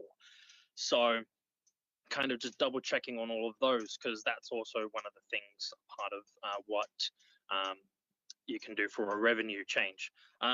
Also, just adding maybe a couple more speed cameras. There's different straightaways that I know multiple people would speed on, be that the Happy Valley Road or Hero Road, the State Highway 1 that's going past the badminton hall and the park. So other ways to kind of generate revenue for the council would just be looking into those, people running the red lights, double checking, allowing the parking agent to check registrations and see when and if they are valid, if they're parked on sidewalks, and even just speed cameras in more vicinity to keep not only motorcyclists but even people who are driving cars more safe on the road. And yeah, it would be an added cost to me when I do deliveries because of all the things that I'm paying. So I'm paying roughly about $60 to $100 a week just on fuel. And my insurance is $105 a month. And that is, I have been told that it would increase soon as well. So adding a parking fee is going to add more. I'm also thinking about those who are 16, who just got their driver's license, who can drive the mopeds. Majority of them don't have jobs. And so for them to park in the city would also be a little bit more of a deterrent, because they might not have the money, or the parents won't give them the money so that they can park their scooter there. So yeah, I'm going to open up to questions about what I've said, and if you guys have any. Thank you. Do we have a question? We have one from Councillor Chung. Thanks very much. Just clarifying, when you do deliveries, do you always need to look for a cycle park? And can you find them? Sometimes. So whenever I've done it during the day, it's very difficult. The majority of the ones in the main CBD area, be that kind of Dixon Street, over by Courtney Place, a lot of them get filled up around 9 o'clock. So I usually have to go and travel a little bit further out and then have to walk about 10 minutes to the restaurant to collect the order. When it comes to nighttime driving, it's a little bit easier, but it still gets pretty full on the busier nights, be that Friday, Saturday, and also like Wednesday nights when uni's back in full swing and they have the uni nights in town. Great, thank you. Thank you. It's really useful. I feel as if I know a lot more about motorbikes and motorbike riders. And thank you for adding to that and for coming today. All good. Thank you. So, Hamish. Hamish, you are actually our last submitter of the morning. Thank you, Marina, and thank you for the opportunity to do the submission. You can hear Thank me. you. I had a PowerPoint slide. We're just getting that sorted. Awesome, and now I can't read it. But, struggling. You can. Okay. Yes, yeah. Propose the motorcycle parking charging that's being proposed. I'll focus on 2 things. I think the revenues in year 1 of your projections are a little inaccurate. There's no cost for the actual report that was done, which I think is very, very comprehensive, but those costs don't seem to be built in. I'd guess I worked for a corporate, that report might have cost 100K or so to do.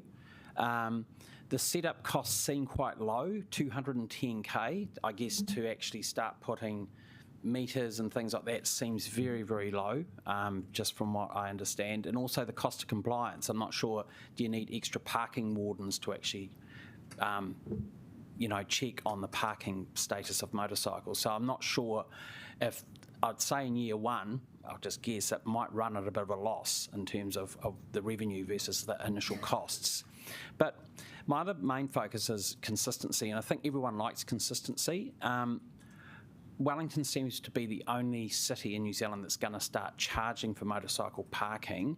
Auckland has free parking in their council buildings. They've got like 5 big downtown buildings. They can hold up to like 100 to 200 motorbikes per car park building. There's all separate areas. Wellington's got, I'll be honest, probably only 2 central city parking buildings, Frank Kitts Park, which is very small, and Clifton Street. The Tory Street one I wouldn't call central city. So one of my ideas is to have free parking in Wellington City Council buildings, some designated area. How the current motorcycle parking, if the decision is made to start charging, yes, but give motorcycle riders an option of some free parking in those buildings. The other thing is the weekend rates.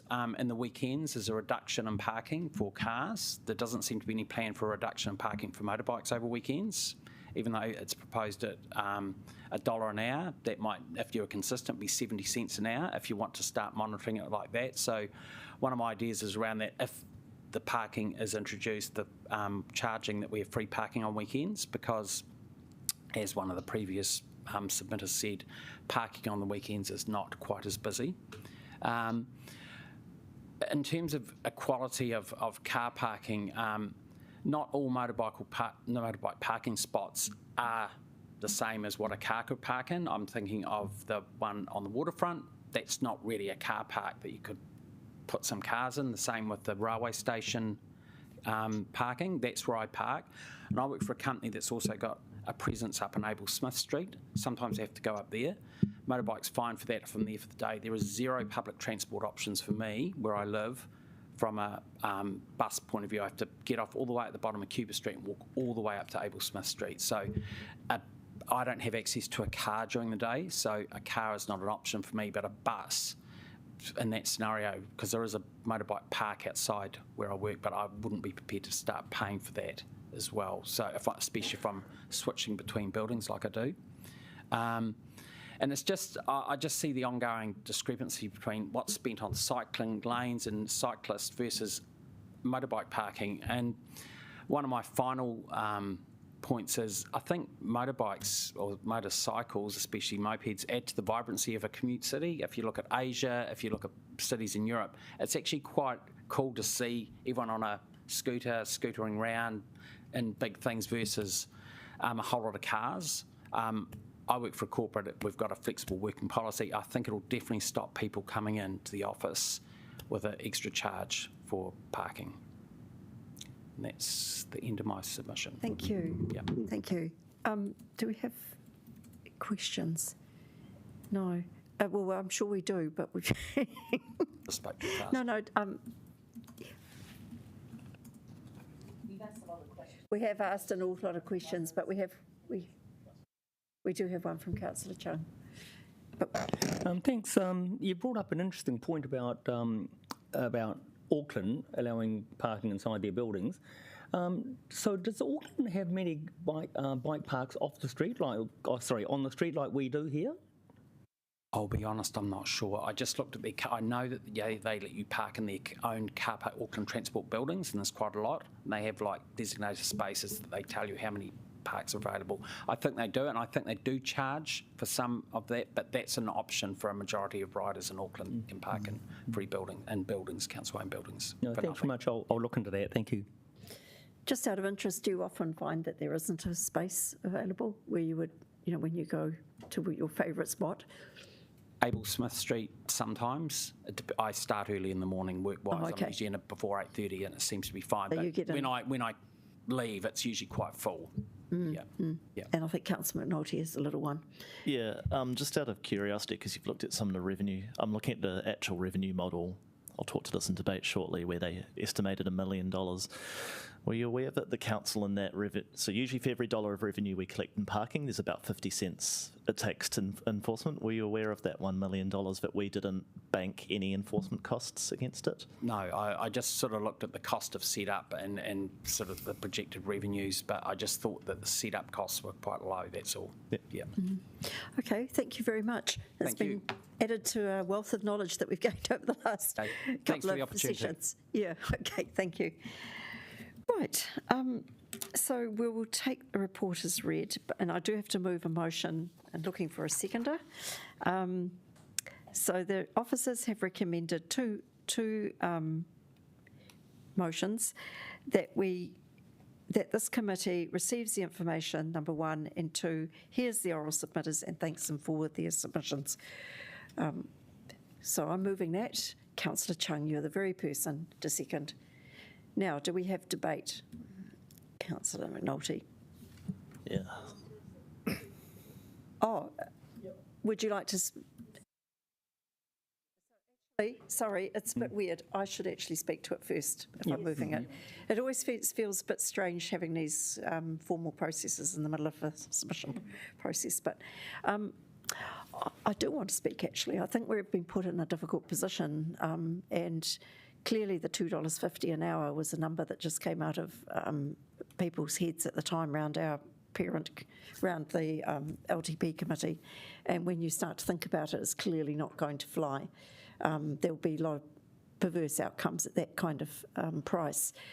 What's concerning me a little bit is we've heard a lot of very well articulated and reasoned submissions about why we need to review what's come from the original price, and I'm sure our staff members have been listening to all of this as well. But clearly there's a little bit of support for a cap. First of all, there's a lot of support for no change to the situation.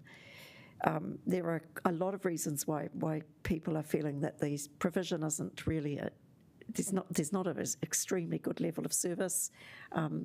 There's problems with security. There's problems with provision. There's not a lot of options for motorbike riders in the first place. That's one thing. They're feeling that the equity argument is debatable. They're looking at what we're doing for cyclists, and they're feeling a bit miffed.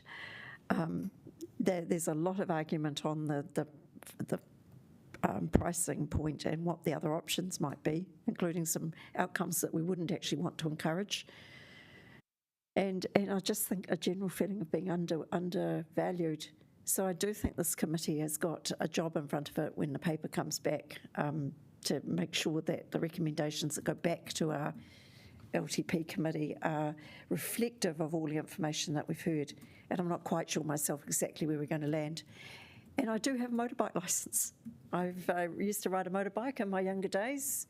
I have ridden a little bit on the road, but I haven't ridden a motorbike for years. But I've always had a lot of sympathy for motorbike riders, because I feel that it's actually, it is a mode that we should be supporting more. There are some really good arguments that it's quite sustainable, that it's good for your mental health. And I'm looking at the people that came to submit to me, and the guy that said he was 70. I did say this to him, didn't look 70 to me. And I think that it is a positive form of transport, and we should actually not be deterring it, and we should be doing more to actually support it. So I'll leave it there. Hand over to the seconder if he wishes to speak now. I'll reserve my right, but I will speak to it, because a lot of the things I want to say are to reiterate what you said. So I'll speak later. Okay. Councillor McNulty. Yeah, I know there's a decent group following this online, so I just want to actually provide the context of how we came to the decision and why us are sitting around this table today, and submitters have questioned if this is a done deal. So back in May last year, a committee of the whole, so that's 18 of us, voted narrowly 10-8 to include fees in our long-term plan. And I will note that 6 of those 10 have been absent from this process. Credit to the Deputy Mayor, she came in on Wednesday and had a listen. But most of the people that supported that change have not been here to hear what the riding communities had to say. And now it's on to the 8 of us of regs to implement that decision, even though 5 of us actually rejected them in the first place. So we're put in an interesting position from that decision. The committee of the whole decision was a bad one. I just think that's frank. The revenue model and its projections were never achievable, and the costs of enforcement were never banked or built into the model to start with. The model is so simple. I can read it out here from my phone. Hourly rate of $2.50, bays 200, hours per day 12, days less public holidays 353, occupancy 50%, compliance 80%, GST 1.15, metering total 1,067,000. Like, I just think anything, that's it. That's what we built this through as a revenue projection in our LTP. Now we know that that $2.50 is down to $1, and we need to actually account for the fact that enforcement takes off half. So that 1 million is more likely to look like 213,000. So that's an 800K fiscal hole that the committee of the whole actually created for itself by not exercising proper due diligence before sending this down. So in my view, this proposal wasn't always as a cash grab. That was it. That was a justification. Find some more sources of revenue, and I think that's been called out. I want to evaluate this proposal against the 4 goals. I think encouraging turnover has probably been the strongest argument. Spaces are clearly at capacity, but we're only going to encourage turnover because we've stopped people from riding. With equity, yeah, maybe, but I don't think that's a very strong overriding justification. Any emissions are saved are only, again, because we've disincentivized riding and we've stopped people coming into the CBD. And revenue, I've just covered how woefully short we're going to fall of any expectations. So this proposal really summed up is just to try and disincentivize riding. And that's it. There's no service upgrades. We've heard today about security or extra spaces. There's no benefit that comes from it. It's just a pure disincentive. So my view is this committee, as the chair was sort of coming to, should actually recommend back to the entire council a strong recommendation not to implement this scheme, and that a strong view that we want proper due diligence to be exercised on future proposals, especially around revenue projections that need to be realistic, not pure fantasy. At the end of the day, we want people in the CBD. Clearly, the riding community is doing a very good job of that. And, you know, some riders expressed these fees might just forfeit them going to a cafe.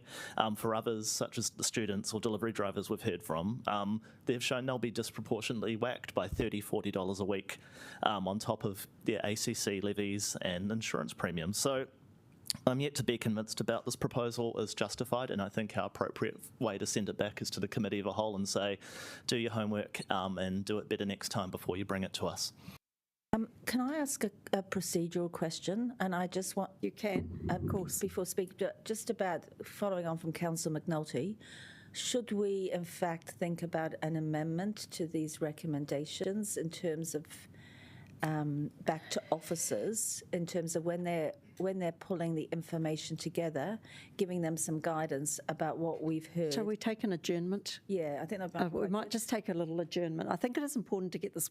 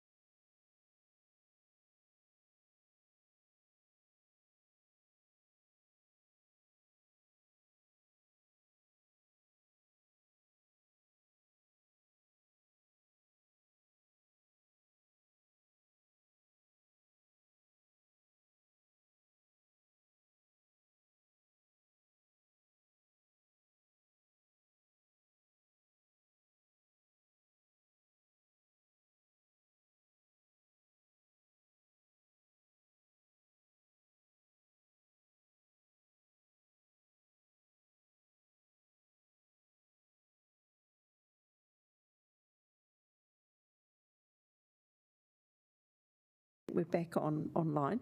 So just to say that in our recess, we agreed to add a third noting motion as clause. Thank you. And that's been agreed with the leave of the meeting to be included. So is there any further debate? Councillor Calvert.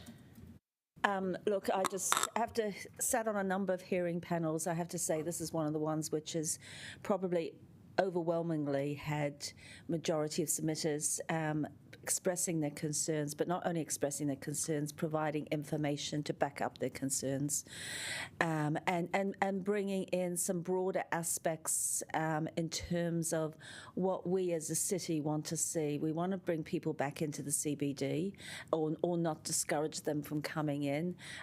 We want to encourage travel in and out the city, environmentally friendly or low cost on the environment.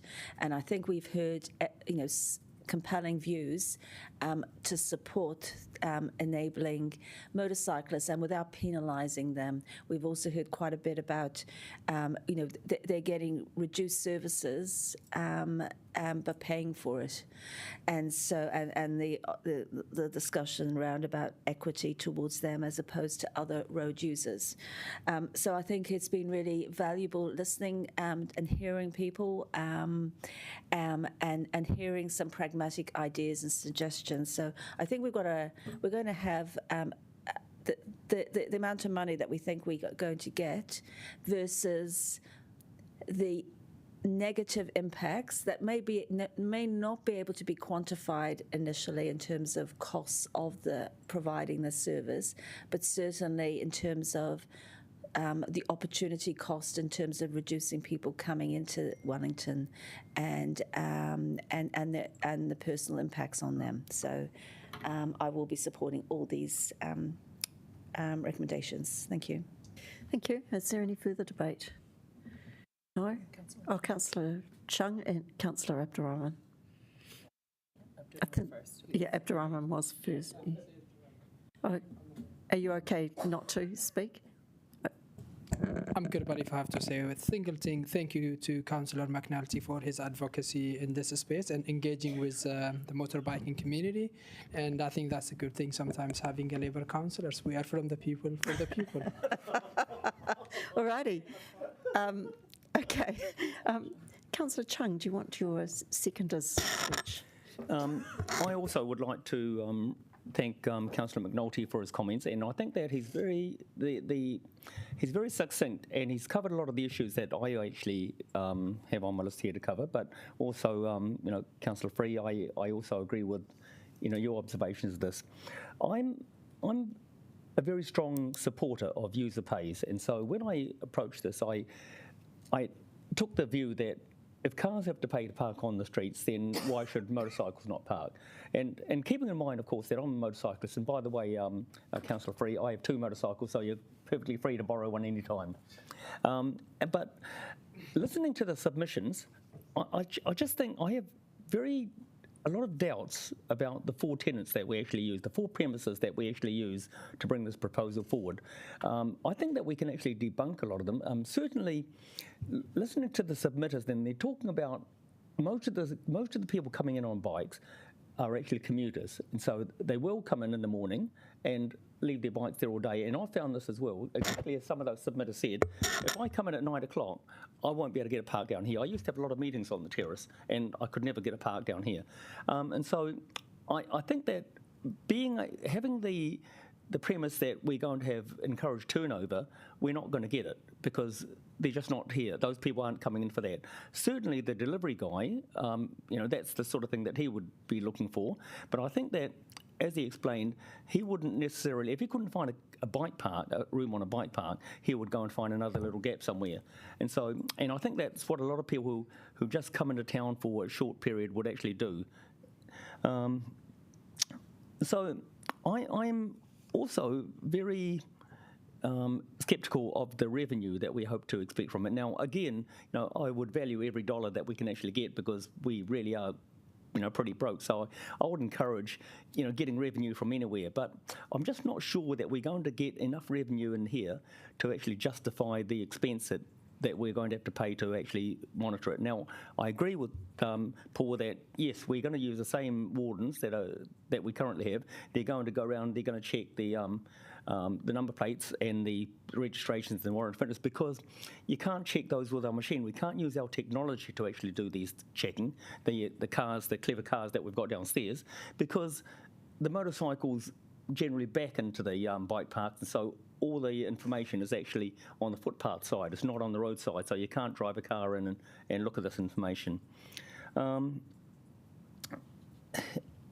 Regarding equitable, again, I go back to the fact that cars pay, for that space, so why should bikes not pay? But a lot of the submitters here, I've heard that, and they didn't quite say the same thing, but why should they be paying when we put an enormous amount of money into the infrastructure for cycles, and yet what do we charge them? Now, of course, we can say that we're all ratepayers, and so everyone contributes to any of the infrastructure that we have here.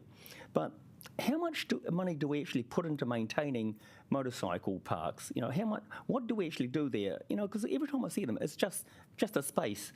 And I'm going to look into the amount of motorcycles that are actually stolen, because I didn't think it was a particularly high number. But if it is, then certainly we should be looking at, maybe putting bolts into the road, maybe putting some sort of security in. I mean, we're quite happy to spend a lot of money across the road to put a closed-circuit TV and to look after 3, bicycles. And so, is it an idea? I wouldn't advocate putting CCTV into every bike park to watch those, because of the sheer costs and difficulty of doing it. But should we actually do more? But again, based back on the submissions or the submitters, they're not actually asking for more things for the bike park. They're not asking or us to spend more money on doing things for them to make them better. They're just saying that they don't think that charging for it is equitable. Do you have one or two last points to make? Yep. So I'm very impressed with the number of, not only the number, but the quality of the submitters that came in, because I actually felt, before I started listening to them, I felt that it'll be some motorcycle group that came in with a template and they will all be reading off that same template with the same reasons why. But in fact, there's been a variable amount of experience and different opinions for each of these submitters. And so I think that we should certainly be cognizant of that and pay attention to the fact that not, they don't all fit one size. And so there are different types of reasons for people parking there. So I think that's very important. I actually quite liked the idea of offering cycles free parking in council car parks, because I'm sure that they could park over in the Clifton Terrace car park, and there's lots and lots of spare space and rooms there. They don't have to take up any car parks. They can fit in somewhere else. So I think that we can actually do more work on it. I am quite comfortable with looking at this again and coming out with more information, and maybe coming up with justification for this. But I think as it stands, and after listening to the submitters, I'm not comfortable with supporting this at all. Thank you. So we've got Councillor Rogers, and then I've got right of reply. Yeah, I won't talk forever. I did just want to mention that my the observations of the submissions are reflected in the motion, but I did also want to reflect that there was some comparisons drawn between motorcycling and cycling, and in particular the comparison was drawn between the transport mode for cycling and the storage of motorcycles, and it is important to reflect on the fact that motorcycles use the road corridor, and the amount allocated in capital spend in the last financial year for that was 110,626,000. So that is a significant amount. Obviously, that's not all used by motorcyclists, but it is important to reflect the full network in both cases instead of just finding a segment of one part and comparing it to a segment of another. So that was all. Thank you. Councillor Randall. Yes, I also want to thank Councillor McNulty for his comments. I thought they were very insightful, and hopefully, if anything comes out of the debate, those are the comments. I also just want to reflect on a couple of on the point about whether or not where this essentially revenue gathering exercise comes with respect to what we want for the wider city. I do know that when we have things like events in Tākina, we measure the indirect economic benefit to the city as well for people being here, and yet this will likely dissuade regular commuters from coming in or raise their costs, which indirectly means probably they will spend less if they are here. And I don't think that, I just seek from officers also their estimate of the number of motorcyclists that will stop coming through this charging regime. I do know that the projects like the Golden Mile project and Thorn and Key projects had thousands of commuters, of people would stop coming in to the city on a monthly basis. I also want to reflect that, if we want people to come in, that the people who are motorcycling in are doing it often for cost-effective purposes, and there's a real issue, I think, with motorcycling helping with the affordability of the city, with joining people on from areas that have affordable housing, which is often far from public transport, with the lower wage jobs that we need and that make the city so good with hospitality, even workers fixing roads and things like this.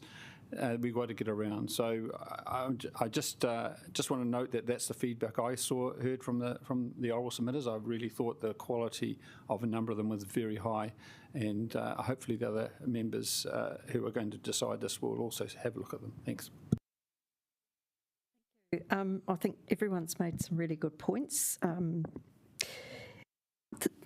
I would like to genuinely thank the submitters, and several people have mentioned the quality of the submissions, but also the tone of the meeting. And even though some people were obviously very taken aback and upset at our proposal, they're still very respectful and polite and brought evidence.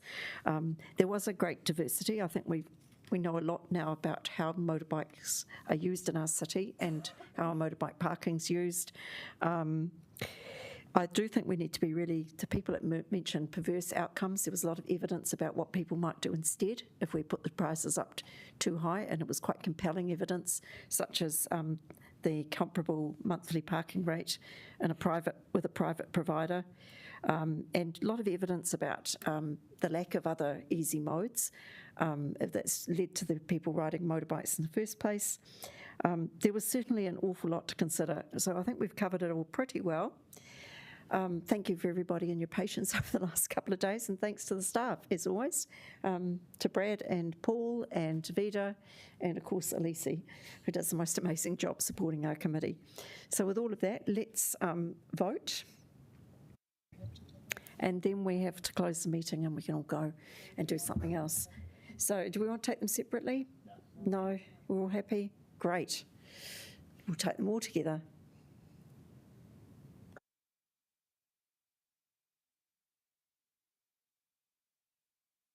And that's unanimous. Thank you, everybody. And we'll read the karakia. Where is it? Okay.